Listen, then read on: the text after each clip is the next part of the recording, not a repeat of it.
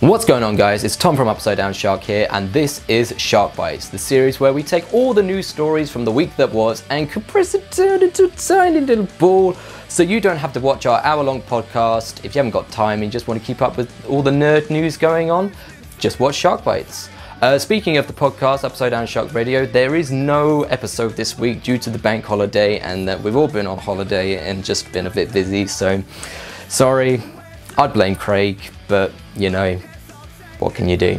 Anyway, let's get on with the news. First up, being that we are Upside Down Shark, I thought we'd talk a little bit about the MEG. It's been out for about a week now, so better late than never, but I saw it in 3D recently and I was blown away. I was expecting nothing from this film, except for a bit of a campy good time, but it was actually surprisingly good. It had more of Jaws in it than Sharknado. It was heartfelt, at times it was quite scary, and it's one of the few films I would still recommend seeing in 3D, because some of the effects in it were phenomenal, and yeah, if you can see it in IMAX and 3D, definitely check it out. Next up, we have to talk about it unfortunately, but there is the KSI Logan Paul fight happened, and yeah, I mean, it was actually a pretty good fight. I have no experience with boxing. I can't even say I'm a particular fan of the sport, but it was still entertaining. They seemed to do a good job at it.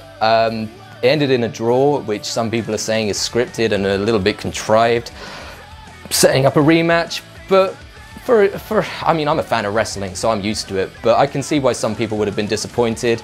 My main takeaway, though, is that it seems to be more indicative of the tribal nature of YouTube fans. I mean, anyone could tell you that YouTube creators have kind of rabid fan bases, but this is to a whole new level. And the fact that it's getting picked up by mainstream media like BBC Sport, BBC News, and all these other news outlets, it's only going to really exacerbate things. And yeah, it'll be interesting to see what happens from all of this. Will YouTubers take over as the main celebrities in the zeitgeist of pop culture?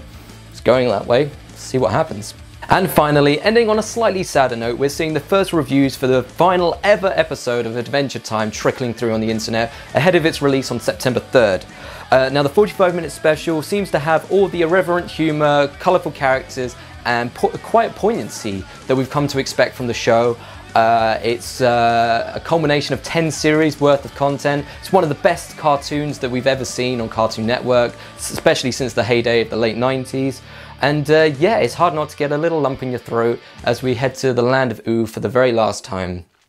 Pour one out for my boy Jake.